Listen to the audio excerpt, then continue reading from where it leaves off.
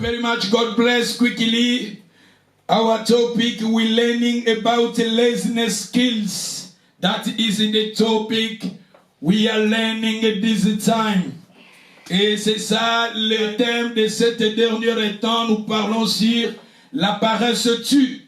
C'était dans le livre de Proverbes chapitre 21 verset 25. La Bible nous dit la paresse tue. Et je vous ai aussi montré dans le livre de Jean chapitre 5 verset 17. Et Jésus a dit, mon Père travaille jusqu'à maintenant et Jésus aussi travaille. Le Seigneur veut que nous, son peuple, nous soyons des gens qui travaillent. Le Seigneur ne veut pas que son peuple tous à la paresser, mais le Seigneur veut que nous soyons des gens qui travaillent, non pas de paresseux. Parce que je vous ai dit que la paresse tue. Zambalingi, Tolobaki, le dimanche passé, je vous ai montré, et Zambé a Pesaki Nabana Israël, la terre promise. Zamba Pesaki Nabango Jéricho. Mais Nzamba Tundaki Nabango va travailler peu. Et c'est pour cela que je vous ai dit que nous avons des promesses que Dieu nous a données.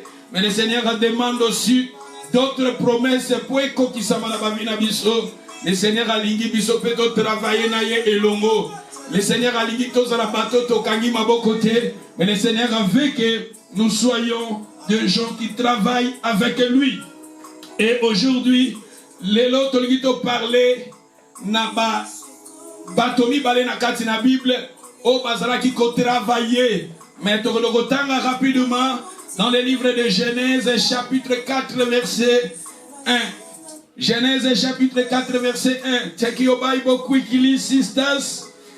I greet you all. Na pesibino mbote na kombo na Yesu baser na nganionso. Tozo ba Bible na biso na Genèse 4 verset 1. Genèse 4 verset 1. Nalingi na parlé sur Caïn. Nalingi na parlé aussi sur Abel. Batomi balé. Bazalaki ba travailleur. Batomi balé. Bazalaki bato babandaki ko travailler. Bazalaki ba paresete. Mais Bible zolo bela biso. Travail ya moko ezalaki accepté devant Dieu. Et travail ya ndeko mosusu ezalaki rejeté à Dieu. Et Totangi Balobi a donc connu Ève, sa femme. Elle a conçu, affronta Caïn. Et elle a dit, je formerai un homme avec l'aide de l'Éternel. Elle enfanta encore son frère Abel. Abel fit berger et Caïn fit laboureur. Au bout de quelque temps, Caïn fit à l'Éternel une offrande des fruits de la terre. Dans le verset 4, et Abel de son côté en fit une de première-année de son troupeau et de leur graisse. L'Éternel porta un regard favorable sur Abel et sur son offrande, mais il ne porta pas un regard favorable sur Caïn et sur son offrande. Caïn fit très irrité et son visage fut abattu. Alléluia, alléluia, alléluia. Et si nous lisons le verset 5, 8, cependant Caïn adressa la parole à son frère Abel, mais comme il était dans les champs, Caïn jeta sur son frère Abel et le tua. Et ce totangi va passage autre, vous allez komona, parce qu'on parlait na biso na Caïn, bazali ko parler na biso na Abel. Bato mi balé Caïn, bazali ki bana ya Adam na Ève. Bato oyo tozomona baza image ya bato mi balé Abel. Balobi awa Abel, il était, si nous lisons les versets le verset 2, enfant balobi awa Abel fit berger. C'est-à-dire nous voyons Abel azalaki berger, azalaki na ba brebis, il prenait soin de ses brebis. Azalaki moto abandaki kosala. C'est-à-dire nous voyons ici Abel azalaki parmi des gens oyope azalaki active, azalaki paresete. Il travaillait, il prenait soin de ses brebis. Abel, il était berger, il travaillait. Parce que je vous ai dit au début que quand Dieu avait placé l'homme dans les jardins d'Éden, Dieu avait placé l'homme dans les jardins pour cultiver les jardins et pour garder les jardins. Mais la Bible nous parle ici, Abel, son travail, il était berger. Abel travaille naïe et Zalaki berger. Et la Bible nous dit maintenant, Caïn, son frère, Azalaki cultivateur. Balobi, on a verset 4, Balobi, et on a verset 3, Balobi, au bout de quelques temps, Caïn fit à l'Éternel une offrande des fruits de sa terre. C'est-à-dire, lui, il était berger. Caïn, Azalaki berger, mais plutôt Caïn, Azalaki laboureur, Abadaki kosala bilanga. Caïn, Abadaki kosala bilanga na ye, et tandis que Abel, Azalaki berger. Abel, Azalaki berger, et dans la verset, je pense, dans la verset de Balobi, elle affronta encore un fils Abel, Abel a fils berger, et Caïn fit laboureur, cultivateur. Bato mi balé bazalaki ba travailleur, bato mi balé bazalaki ba paressete, bato oyo mi balé, les deux personnes on a quatre la Bible, bazalaki ba travailleur, babaneki ko travailler, bazalaki ba paressete, bazalaki ba travailler, baebaki importance ya ko travailler, babeki importance ya ko sala. Ba refusa qui paresse na ba vie na bango, ba refusa qui négligence na ba vie na bango, ba tobi balé bazala qui ba travailleur. Mais la Bible nous parle Caïn o yazala qui laboureur o yazala qui cultivateur, balobi awa appelle ça qui offrande pa yanzambe fruit ya travail na ye, appelle ça qui offrande pa nzambe. Mais la Bible nous dit zamba rejeta ki yango. Mais tandis que Abel, Zambé andimaki offrande ya Abel. Parce que Abel, azaki bien sûr, azaki travailleur, bato mi balé, bazaki bato, babanaki ko travailler, bazaki ba paresseux, mais tout le monde travaille ya Abel, et zaki travaille, on zamba sepela ki nango, parce que asala ki selon prophétiquement, il travaillait, c'est le prophétiquement, son travail était un travail prophétique. Abel, son travail, c'était un travail prophétique. Mais tandis que Caïn, son travail, est qui rejeté par Zambé. C'est-à-dire que tu comprends dans le passage Oyo, Moto Okoki Kosala, Mosala ozo sala ezo sepelisa nzambe ozo nzambe azo sepela nango ezapela bato mosusu ozo sala musala oyo ozo sala ezo sepelisa nzambe te nzambe paza ko rejeter yango. D'où à partir ya passage haute komona tolingi toyekola eza na bato mosusu aza paresse te mais azo kosala mais mosala nazo kosala eza selon la volonté de Dieu. Il accomplit la volonté de Dieu et son travail aussi est accepté par Dieu. Mais tandis que nous voyons, d'un côté Moussousou, Abel, plutôt Caïn, son travail est qui rejeté par Dieu. Il était travailleur, alors qu'il paraissait, mais son travail était rejeté par Dieu. Et c'est que moi j'ai compris aussi, dans notre temps que nous vivons, il y a aussi des gens qui travaillent et leur travail est accepté par Dieu, mais il y a aussi d'autres gens qui travaillent, son travail est rejeté par Dieu. Donc comme on dit, ce que tu as dit na Caïn, Congo Caïn, Eligi Koloba, artisan, Caïn veut dire forgeron, Caïn aza image ya moto oyo, aza ko travailler, aza paresseux. Mais il travaille, mais son travail, ezako sepelisa nzambe te, travail na ye, lolenge na ye azo salela, aza paresseux te, mais lolenge na ye, sa façon de faire des choses, eza accepté te pa na nzambe, eza agréé te pa na nzambe, mais eza rejeté. Moi je pense que awa, parce que ceux qui n'ont pas saisi son passage mosusu, bazoloba que son travail, ses actes, ezalaki les actes de Caïn, ezalaki ba acte moko mauvais devant Dieu. Il était méchant et son travail ezalaki aussi rejeté. Batebele okoki ozo sala musala, oza pas recette, mais ta façon de faire des choses, Nzambazo sepela na ngote. Ozo sala musala, mendengo ozo salela, ezali Nzambazo sepela na ngote. Tomoni awa, Caïn, azalaki travailleur, azalaki pas recette, mais sa façon de faire des choses, ezalaki au contraire, il y a volonté dans Zambé. Mais il s'est levé le matin, cultiver la terre, et tout ça, mais son travail était refusé à Dieu. Et autant la bateau yo, oyo, bazo sala ba drogue, oyo bebisa bato mitu. Est-ce que nzamba koko sepela na ba bateau yo bazo teka ba drogue pour la kobe biso yebi na bamboka oyo ba poto yo.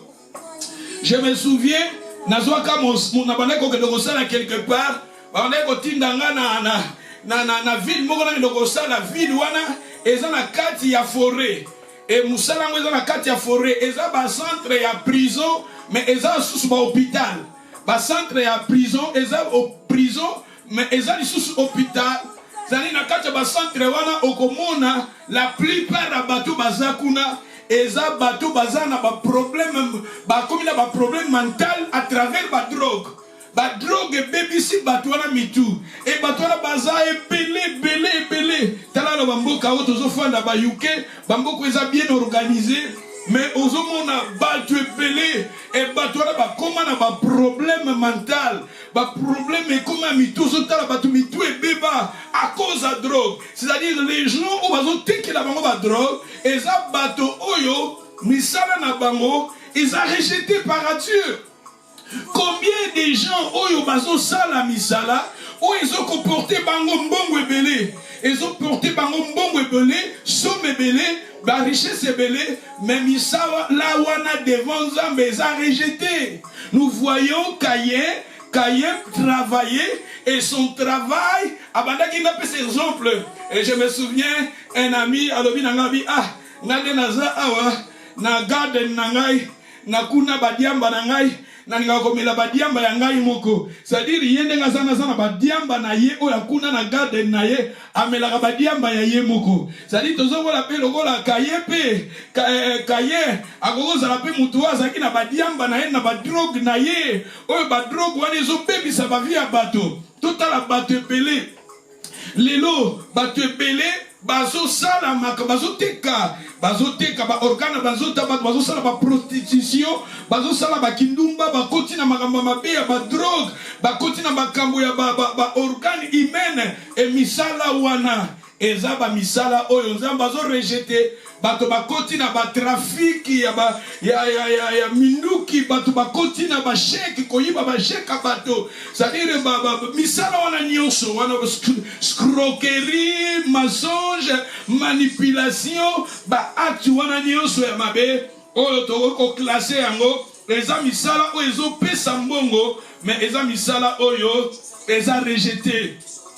Bato bazo boma criminalité to ya criminalité mati bato bazo koyiba biloko bato fraude tout ça misala wana nyonso zomona parce que ces gens baza ko travailler. Je me souviens nanda kunanga eza na salaka accident na voiture mikolele kaka banele kaka bato ya ba sirere babandai kobenga. Mais normalement, il fallait biso quelque chose, mais dossier na biso ezaki nango rejeté, ezaki accepté. Mais ils ont une organisation ya bato ya fraude, bato neti ba indien et babane ko benga biso un jour ba bengi biso ba lobi non dengeza awa tozomo na bino na système, na biso bosala ki accident mais tolingi to aider bino to biso to filer ba forme ngo ba pesa bino mbongo ebele biso bino bolanda ka ndenge biso tokoloba bino soki bozwi mbongo wana bopesi biso par na biso, c'est-à-dire otozomona oui tokokaki mpe kosala yango bango bazwi par na bango mais tandis que ba record na ngai et que tikala plus tard na bamboka oyo balandelaka makambo malembe donc quelque part bango bazomona mbongo bakozala bango mbongo po bango bayebi ndeni bakosala po bapesa biso mbongo mais bango bakozala na trace te biso nde tokozala na trace plus tard soki gouvernement elandeli biso nde tokozala na problème yango tozoloba ke bato ebele lelo baza na baprison bato ebele ba se retrouver na besika passe na ba condition ba record na bango ya vie et baby à cause misala o babandaki kosala ezalaki misala o nzamba zo ko rejeter. C'est-à-dire nous voyons ici Caïn azali image à moto oyo azo sala musala moko boye oyo ezo risquer vie na ye. Ezo tia vie na ye en danger, ezo tia famille en danger, ezo tia santé na ye en danger, ezo tia ficha na ye en danger. Misala oyo nzamba zo sepela na ngote. Tozo na ba terroriste, tozo mona batu mususu komona mutazo travailler na mabe azazele pour na kosala mabe. Na livre ya Esaïe chapitre 59, si vous lisez le verset 1 jusqu'à verset 5, la Bible nous dit la main de l'Éternel n'est pas trop courte, ni son oreille, car ce sont vos crimes et vos péchés, vos actes. Ce sont vos actes qui mettent la séparation entre vous et votre Dieu. Ce sont des actes des gens. Misala batbazo sala, les actions des hommes. C'est-à-dire, ezana misala mususu ozo sala, yango ozo sala yango, et kokiko, ezana musala moko ngana yebi un jour. Na yebi un jour, na bandaki ko travailler. Na musala mo na bandaki ko sala et na zalaki ko sélectionner basaki ya bashek ya bashek ya bashek ya bashek bashek et bashek wana tozo tchaka mona basaki toko kanga même 100 sacs ya minene ya bashek kaka et bashek wana eza ba 50 000 ya ba 100 000 ba 300 000 bashek ya ba mbongo ya minene ebele. Zai bashek wana bazokende eza basheko bat basombala kango bandako po ezalaki nini office ya munene ya bavocat. Eza bashek o bat basombela raswa to sombeli ndako ba virer somme ebele pa bavocat et basomme wana bashek wana étant déjà ba utiliser ngo siko bazochango esika wana po bakende ko nika ba papier wana comme poussière et ba bashek wana et nazwaka privilège ya kosala misala wana ya kozwa bashek wana ya kochanga na basaki ya kokanga basaki yango et bavane na tongo ezoya komona 100 sacs ya minene toni na bashek ba différentes sortes à bashek. Un frère jour mo lui pasteur yo soki takaka des chèques ozwi vie échangée mais vie échangée na kati wana derrière wana personne bakangi yo okendo kosala peut-être 10 ans na prison. On sera peut-être 15 ans, 20 ans en prison. C'est-à-dire, misala otozoloba et koki komema mbongo ebele na vie ya moto, mais eza musala moko oyo nzamba zoko rejeter yango. Bato bakoma koyiba basheka bato. Bato bakoma koyiba babiloko bato.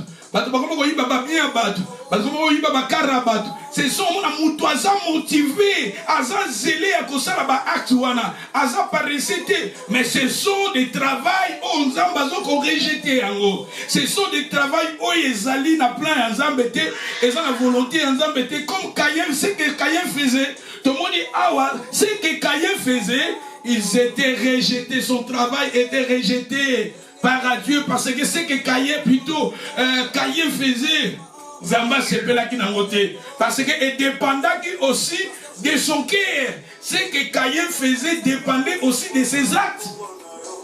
C'est très important tout ça là. Moussala Oeza dans le plan de Dieu, dans la volonté de Dieu. Ce que Abel avait fait, c'était un travail prophétique qui était dans les plans de Dieu. C'était un travail qui était dans les plans de Dieu.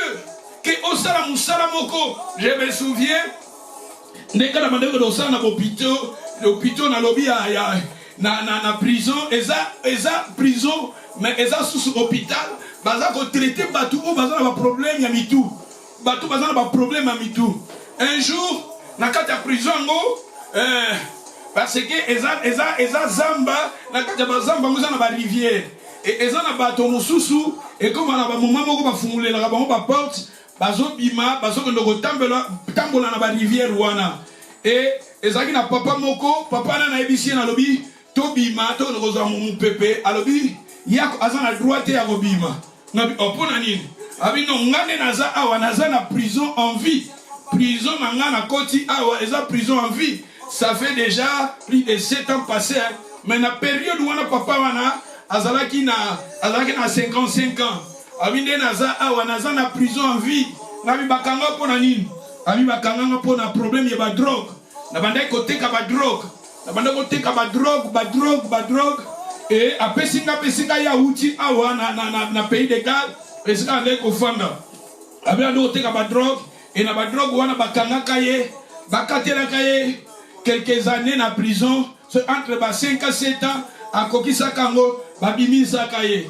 Mais baeko kange lisusu bakange batie na prison asali su bane babimisi et juge alobi aeko ebise soki na kangi pour la 3e fois la prison à Libela et baki ko kange pour la 3e fois et aza na prison pour la Libela et ngala tunyoza maria oui naza marié naza na bana 10 tala papa oyo aza na bana 10 à cause ya ba drogue ake na prison ya Libela. C'est-à-dire bateau basala na ba mafia wana misala wana okomona baza zélé, ils sont bien organisés, ils sont baza sérieux et c'est à cause de mbongo ebele na mbala moko. Mais tala papa na lui oui et ngala tunye loko ni nosa na via bina sombela bana na ndaku. Mais oui asombela bana na ndaku mais ye a se sacrifier na ye pour la prison ya Libela. C'est-à-dire ce sont des travails. On a dit que ce sont des travails qui sont rejetés par Dieu. Le travail autoclassé en haut, parmi le travail oyo, Caïn, Abandaki Kosala. Et si vous lisez les versets 11, hein, Genèse 4, verset 11, maintenant tu seras maudit. Maintenant tu seras maudit de la terre. Tu seras maudit de la terre. Et Kuna Balobi, qui a tout ça sa bouche pour recevoir de ta main les sangs de ton frère parce qu'il avait tué son frère. Dans verset 12, Balobi, quand tu cultiveras le sol, tu ne te donneras plus sa richesse, tu seras errant et vagabond sur la terre. Balobi, comment on a fait m'appeler son travail et ça qui basé sur sol, Moussala n'a qui basé dans ma belé. Et Azaki cultivateur, et Balobi son travail aussi, Azaki maudit.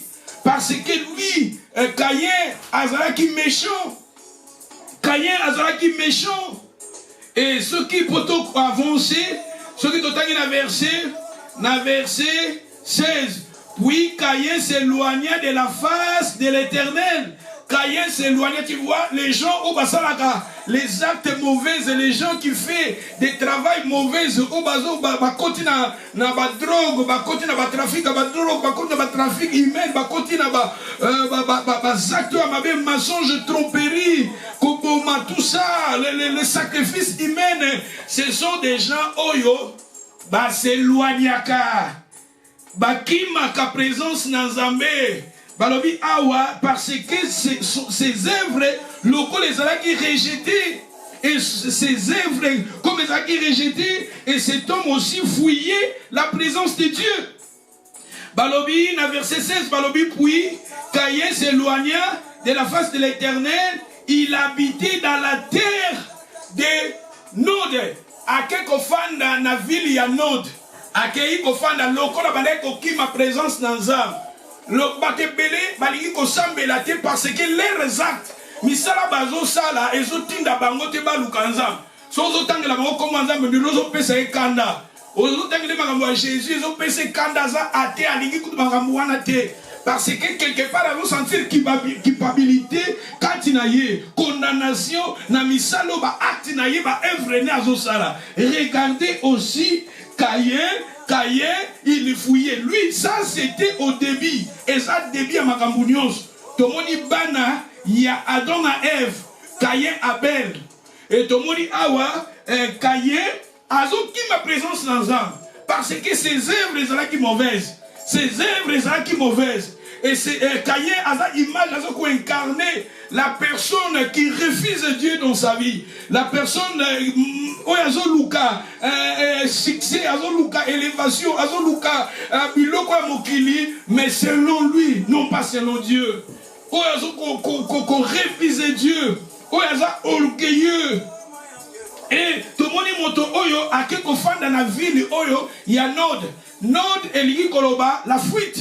Nod Eligi Koloba, errant. C'est-à-dire le moto Oyo, au moment de Batabongo, bakendaka ba ami na bango ba ville na bango ba place balinga kokende kofanda ezaka ba place oyo ezo concorder na ba acte na bango ezo concorder na ba vie na bango bato abongo jamais okomona ye aluka place oyo eketinda kangama na nzambe akoluka place oyo ekelongole su na volonté ya nzambe ba ami na ye ekezala kaka ba ami moko oyo baza kaka na meme ba pensée na ye ba meme ba idée na ye mutu soko aza mutu ya ba chèque mutu aza na mutu ya ba vie ya mabe akoluka kaka ba ami na ye ya vie wana ya mabe parce que tozomona awa Caïn artisan forgeron ses amis le sont liés et à quelque fois dans la ville où il y a la fuite vers plutôt la fuite ville à quelque fois comme on a la fuite ville à quelque fois comme on a kotambola koyengana vagabond à quelque fois dans la ville wana parce qu'il y a qui nous na vie na ye mais il était quelqu'un qui travaillait mais dans les mal il était quelqu'un qui est bataboye. Si on peut faire musala normal que nous sala, aolingate, aolingate nous sala musala ba drogue, aolingate nous sala musala ba drogue que pèse bongo rapide, aolingate nous sala musala ba chèque que pèse bongo rapide.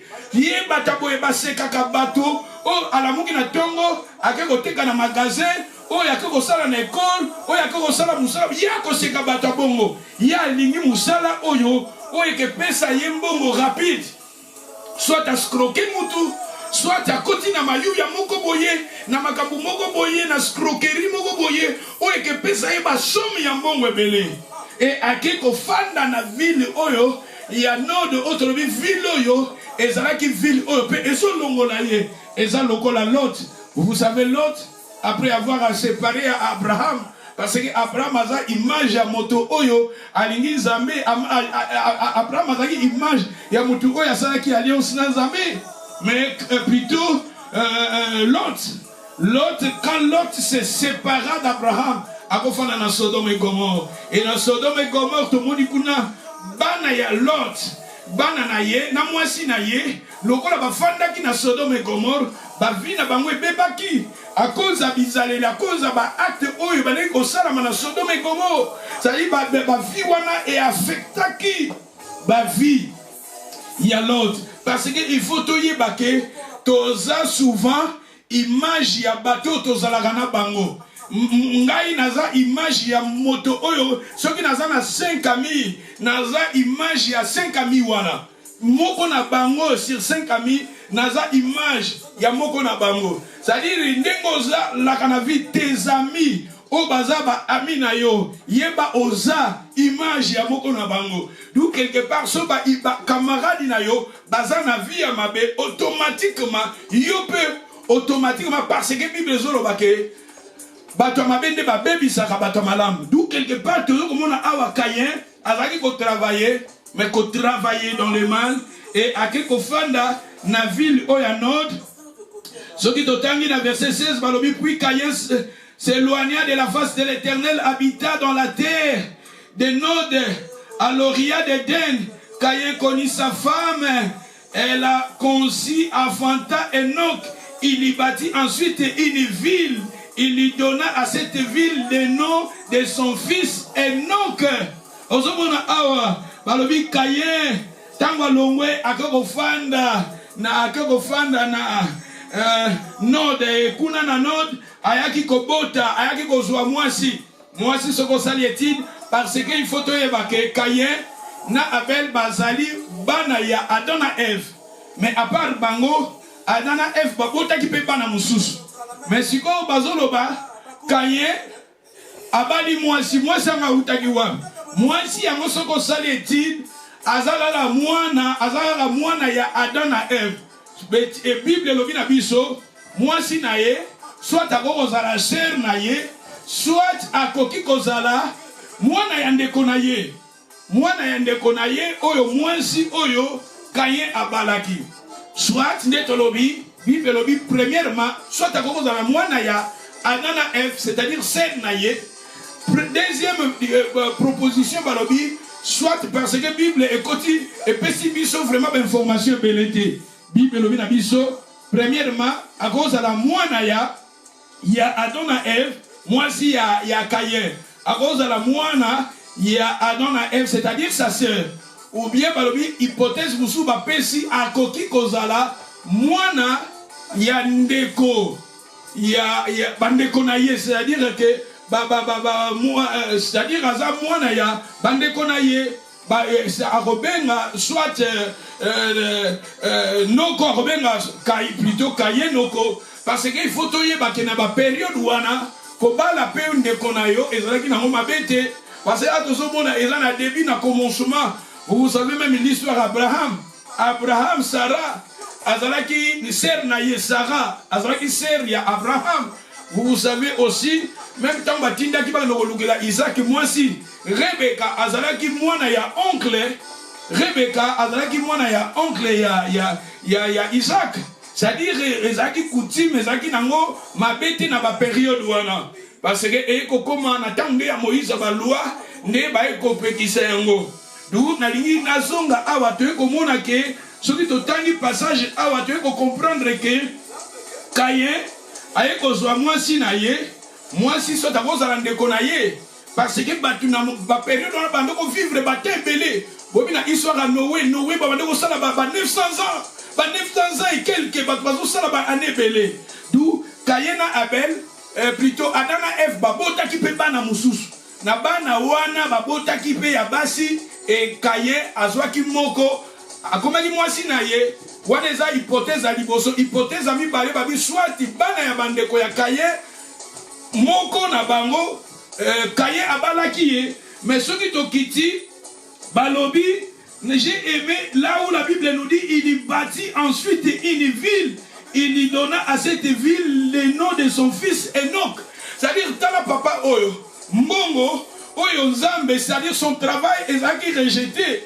Nalobi bato mingi baza image ya Caïn, c'est-à-dire son travail est rejeté par Nzambe pour ça travail moko o ezo uta na makila pour ça travail moko o euti na fraude pour ça travail moko o euti na escroquerie na drogue ko bebi zabi bato o bazo ko travailler na ndenge ya mabe pour bazwa mbongo bien bazwa babiloko ya mokili na bi ba travail wana ndeza rejeté mais tala moto oyo à travers Bozuinaye wana, il bâtit une ville, Atongi ville.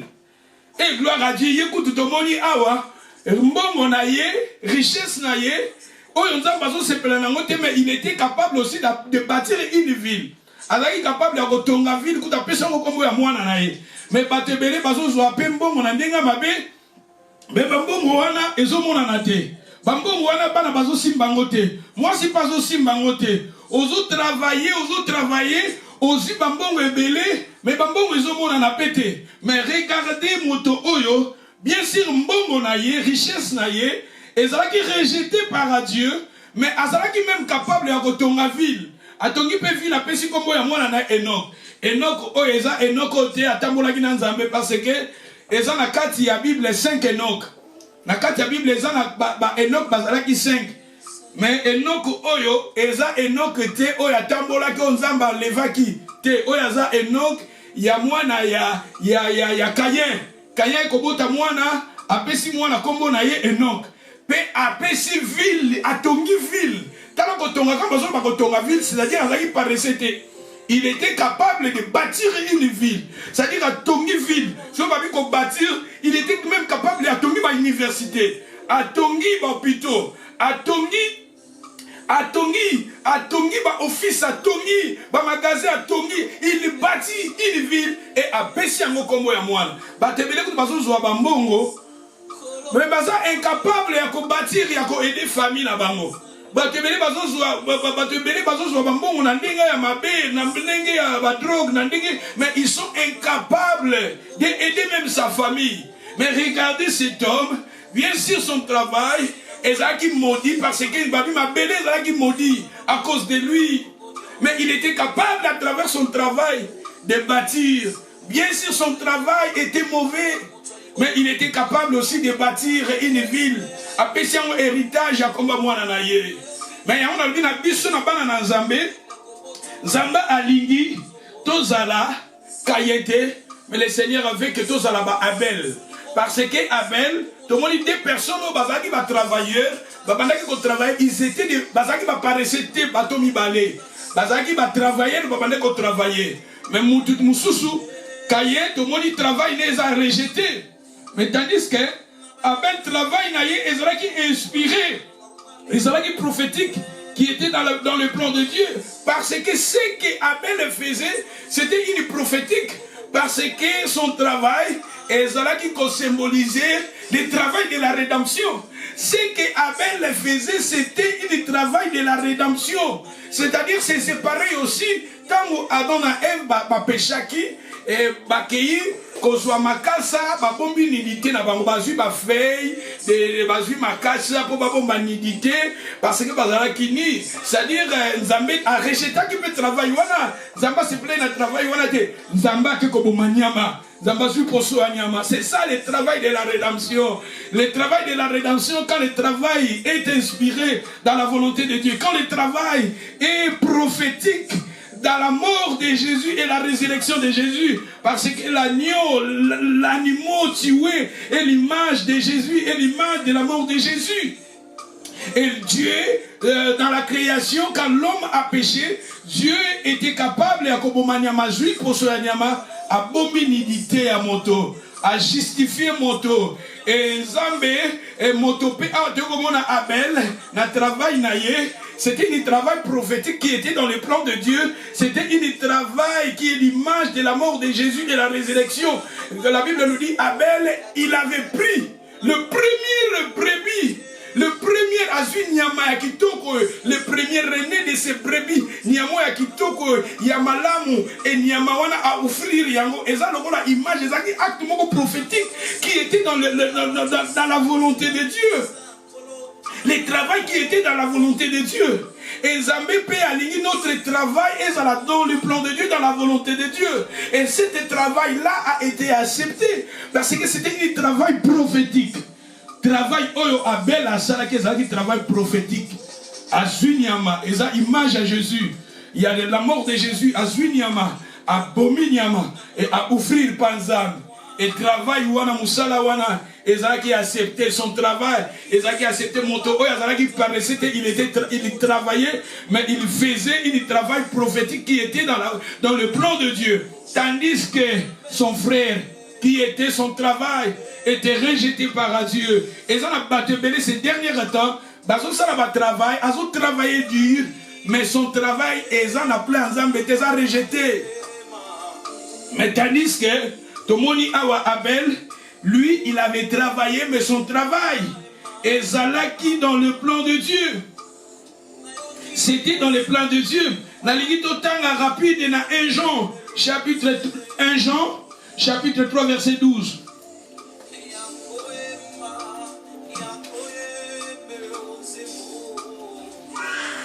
1 Jean chapitre 3 verset 12.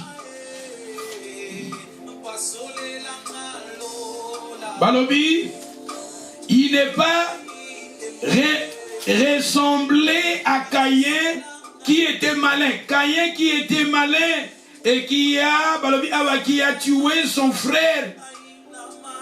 Pourquoi le tuas-tu-le? Parce que ses œuvres étaient mauvaises et que celle de son frère était juste. Tu vois, Caïn, son œuvre, acte est mauvaise. Tolinga, quand nous travaillons, Nisala na biso, ezala dans le plan de Dieu, non pas na libanda ya volonté na Nzambe, ezala misala mon côté, oyo ezala rejeté. Parce que ce que plutôt Caïn faisait, balobi awa, son travail est rejeté parce que ses œuvres étaient mauvaises. Misala n'ezala qui mauvaise. Misala na ye ezala qui mauvaise. Mais tandis que ce qui na Hébreu chapitre 11, na Hébreu 11 verset, si vous lisez Hébreu chapitre 11, vous lisez le verset 4. Bible zobenga Abel azalaki parmi les héros. Abel babengi azalaki parmi les héros. Abel, il était classé parmi les héros parce que azalaki moto oyo a travaillé selon la volonté de Dieu. Il était courageux, il y travaillait, et son travail était l'image aussi de la rédemption, parce que ce que lui faisait, c'était un travail prophétique. Moto oyo Abel, parce que comme Abel, le nom Abel, comme Abel, elingi koloba, vapeur, le vent. Tandis que le vent, na hébreu, elingi koloba esprit. Le vent, Abel, elingi koloba vent. Elingi koloba vapeur. Tandis que na hébreu, vapeur na vent, et symbolisaka l'esprit, esprit. Il y a dans Jean chapitre 3, verset 1 à 6, celui qui est né de l'esprit est esprit. C'est-à-dire, Abel, il était d'abord né de nouveau. Il était transformé, il était courageux, il était quelqu'un qui travaillait, mais il était né de nouveau transformé. Mais tandis que là-bas, nous voyons Caïn, lui, Azalaki, né de nouveauté. Il était méchant. Il a fui la présence de Dieu. Il fouillait la présence de Dieu. Avant qu'il ma présence dans un, mais combien de gens ont qui ma présence dans un? Mais tandis que tout le monde a image, il y a Abel. Abel, Azalaki chrétien, Azalaki motomo, Azalaki né de nouveau. Il y travaillait et son travail était agréé, était accepté par Dieu. Parce que lui, d'abord, son nom veut dire esprit. Comme on dit, mon pépé vent, esprit. Il était transformé, renouvelé. Il travaillait maintenant dans le plan de Dieu. Parce que son travail était du travail prophétique. Et qui est l'image de la rédemption. Dieu va sauver le monde à travers l'offrande de son fils. Et cette offrande-là, son travail était accepté par Dieu. Tout ça, la moussala, oye ezali œuvre, il y a rédemptrice. L'œuvre de la mort de Ezra qui est accepté. Tandis que il y a son frère Ezra qui est rejeté. Tandis que son frère Azwa qui mbongo ebele, Azwa qui richesse ebele, Atonga qui ba bâtiment, Atonga qui ville mobimba, pese mo kombo ya Enoch.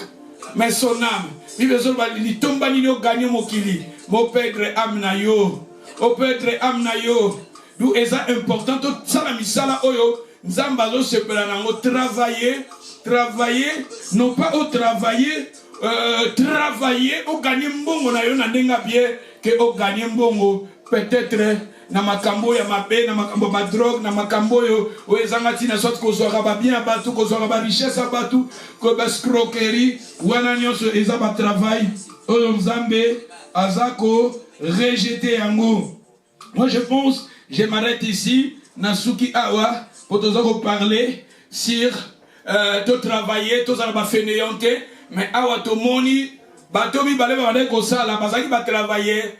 Mais travail à moko ezalaki accepté, travail à moko ezalaki rejeté. Pourquoi il y a Caïn ezalaki rejeté? Pourquoi il y a Abel ezalaki accepté?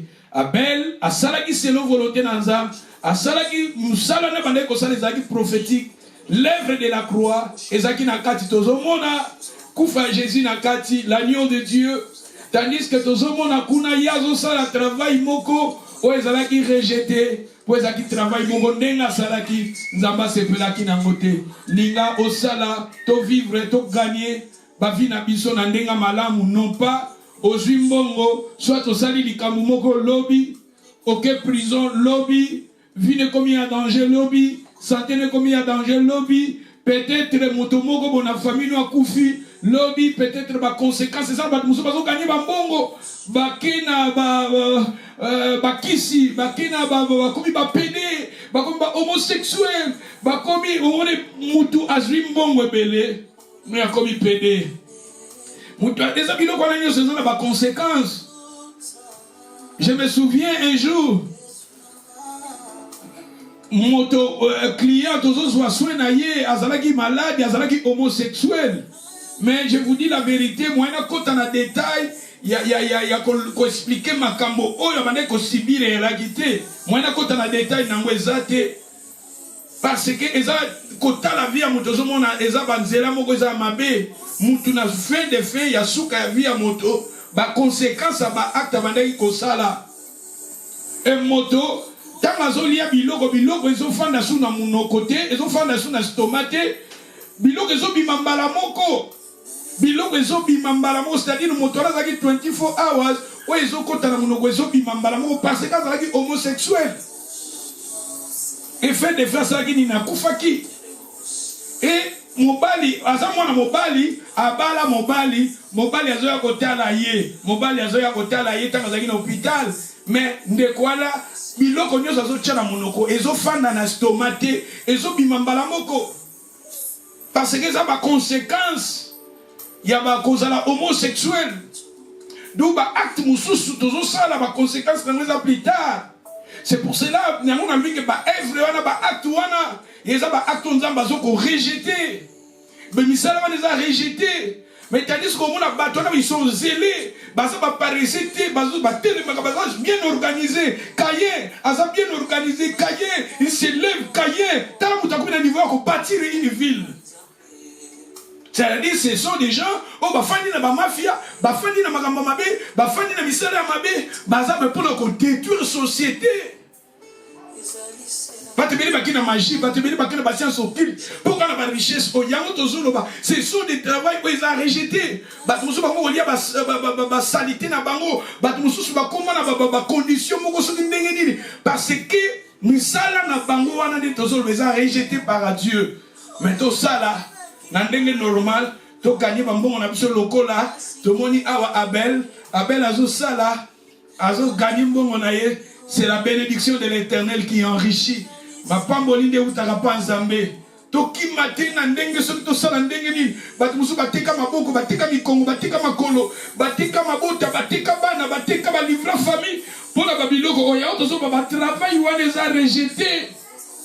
Vous êtes capable de retourner école lokola, tout le monde mutu atongi ville. Vous êtes capable de recevoir banda lokola, kaya somba ki atonga ki ville. Vous êtes capable de recevoir le matériel lokola, nanyo yo kayen, a Joaki, il bâtit une ville et puis il donna le nom de la ville, le nom de son fils. Mais ils ont qui rejeté ses œuvres, ils ont qui rejeté parce qu'il était méchant.